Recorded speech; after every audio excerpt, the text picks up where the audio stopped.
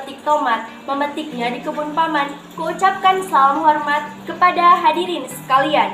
Assalamualaikum warahmatullahi wabarakatuh. Selamat pagi, salam sejahtera untuk kita semua. Shalom, Om Swastiastu, Namo Buddhaya, salam kebajikan. Yang terhormat Bapak Ibu Dewan Juri Lomba Esai Tambang Trisakti tahun 2022 serta para finalis yang berbahagia. Perkenalkan, saya Saira Fatimah Azahra dari SMA Negeri 1 Ciawi Tasikmalaya dengan bangga mempresentasikan esai yang berjudul Optimalisasi Energi Terbarukan guna mewujudkan SDGs 2030. Indonesia adalah negara yang memiliki potensi kekayaan alam dan sumber energi yang sangat melimpah. Bahkan, bila sumber energi tersebut dimanfaatkan dengan baik, akan mampu memenuhi kebutuhan masyarakat luas. Nah, adapun klasifikasi energi dikelompokkan menjadi energi terbarukan dan energi tak terbarukan.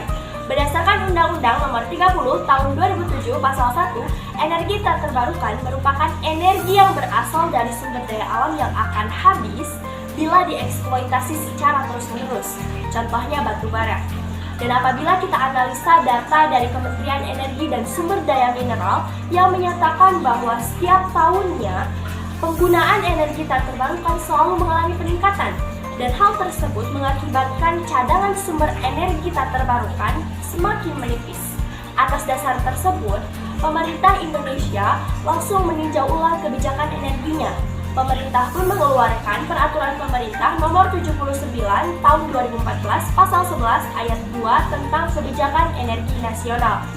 Pemerintah Indonesia juga telah menargetkan pada tahun 2025 penggunaan energi terbarukan sebesar 23%, dan meningkat sebesar 31% pada tahun 2050. Selain itu, Indonesia juga telah menjadi negara yang berkomitmen untuk mengatasi permasalahan energi. Indonesia pun telah menandatangani Paris Agreement atau the UN Framework Convention on Climate Change yang salah satunya membahas upaya untuk mengatasi gas rumah kaca. Nah, kemudian bersumber pada Intergovernmental Panel Climate Change yang menyatakan bahwa energi merupakan sektor penyumbang terbesar yang menghasilkan emisi gas rumah kaca. Maka hal tersebut menjadi salah satu alasan dibalik percepatan dalam memanfaatkan energi terbarukan. Sehingga pemanfaatan energi terbarukan ini dapat memberikan pengaruh-pengaruh yang menguntungkan bagi lingkungan dan pembangunan berkelanjutan. Menurut Kementerian Energi dan Sumber Daya Mineral, Indonesia memiliki potensi energi terbarukan sebesar 3.686 gigawatt. Sehingga cara yang paling tepat adalah memanfaatkannya dengan sebaik mungkin dalam skala besar. Oleh karena itu, hal ini menarik untuk dikaji lebih lanjut lagi, mengapa kita perlu mengoptimalkan energi terbarukan dan bagaimana pengaruh dari pemanfaatan energi terbarukan terhadap lingkungan dan pembangunan berkelanjutan guna mewujudkan SDGs 2030. Nah, sebenarnya apa itu energi terbarukan? Berdasarkan definisi dari International Energy Agency, energi terbarukan merupakan energi yang berasal dari proses alam yang diisi ulang secara terus-menerus. Contohnya, energi tidal, energi air, energi angin, dan energi surya.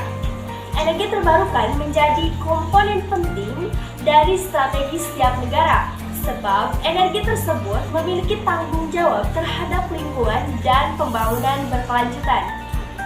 Menurut John Tweedle, seorang profesor dari Britania Raya, pembangunan berkelanjutan diartikan sebagai kehidupan, produksi, dan konsumsi dengan cara memenuhi kebutuhan saat ini tanpa mengorbankan kemampuan generasi mendatang untuk memenuhi kebutuhan mereka sendiri. Dan konsep pembangunan berkelanjutan ini sudah diterima secara luas sejak laporan penting dari Komisi Dunia untuk Lingkungan dan Pembangunan. Konsep tersebut telah menjadi prinsip utama dalam kebijakan di abad ke-21. Di seluruh dunia, para politisi, industrialis, ekonom, teolog mengungkapkan bahwa prinsip tersebut harus diterapkan di berbagai skala, yakni skala internasional, nasional, dan lokal. Contohnya, di tingkat lokal, prinsip tersebut akan mewujudkan positif triple bottom line, yakni kesejahteraan ekonomi, sosial, dan lingkungan. Namun sangat disayangkan, skala pembangunan ekonomi dan sumber daya alam yang tidak stabil dapat mengancam kelangsungan hidup, serta dalam jangka panjang dapat menimbulkan bencana global. Seperti secara khusus, emisi karbon dioksida yang merupakan hasil pembakaran dari bahan bakar fosil dapat meningkatkan konsentrasi karbon dioksida di lapisan atmosfer. Hal itu sesuai dengan pendapat ilmiah bahwa jika itu terus berlanjut, maka akan menimbulkan gas rumah kaca. Kemudian perubahan gaya hidup, terutama dalam produksi dan konsumsi, pada akhirnya akan dipaksakan pada populasi oleh tekanan ekologi dan ekonomi. Namun demikian, penderitaan ekonomi dan sosial dapat dikurangi dengan cara perencanaan dan kemauan politik, yaitu masyarakat. Nah, kemudian bagaimana pengaruh dari pemanfaatan energi terbarukan? Yang pertama, penerapan energi terbarukan secara luas dapat mendukung terbentuknya komunitas yang tersebar daripada terkonsentrasi. Contohnya, jaringan listrik dalam keadaan seperti itu ditenagai oleh pembangkit skala kecil, tertanam, dan aliran listrik yang bergerak di kedua arah sesuai dengan pembangkitan lokal. Dengan demikian, penerimaan bertahap pasokan energi terbarukan secara signifikan dapat memungkinkan bantuan dari kota-kota metropolitan dengan urbanisasi yang berlebihan tanpa memperhatikan kepadatan penduduk yang sangat rendah. Keuntungan lebih lanjut yakni dapat meningkatkan keamanan suatu negara yang memiliki sumber daya asli dan tersebar. Kemudian yang ketiga, dalam jangka panjang apabila kita terus-menerus menggunakan bahan bakar fosil, hal itu dapat menimbulkan emisi-emisi yang berbahaya. Emisi tersebut diklasifikasikan menjadi 3, yakni secara bahan kimia seperti dari bahan bakar fosil dan pembangkit listrik tenaga nuklir, kemudian secara fisiknya termasuk radioaktivitas, dan secara biologisnya termasuk patogen. Polusi-polusi tersebut sebagian besar diakibatkan dari hasil pembakaran bahan bakar fosil dan nuklir.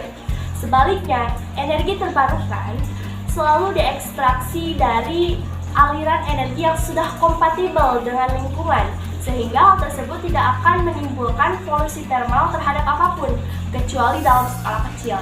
Demikian pula pencemaran material dan kimia cenderung minimal.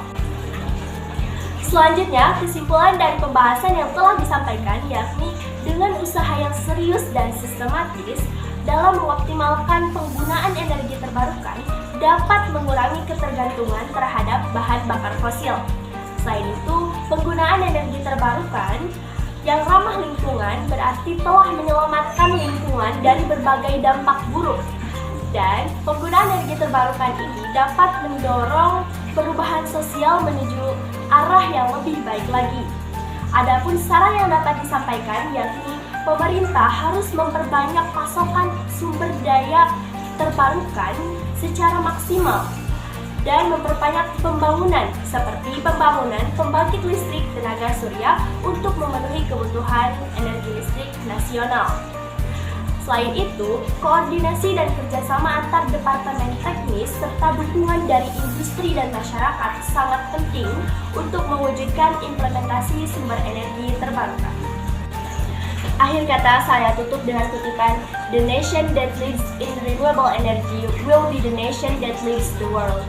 Bangsa yang memimpin energi terbarukan akan menjadi bangsa yang memimpin dunia. James Cameron. Saya selaku presenter mohon pamit undur diri. Wassalamualaikum warahmatullahi wabarakatuh.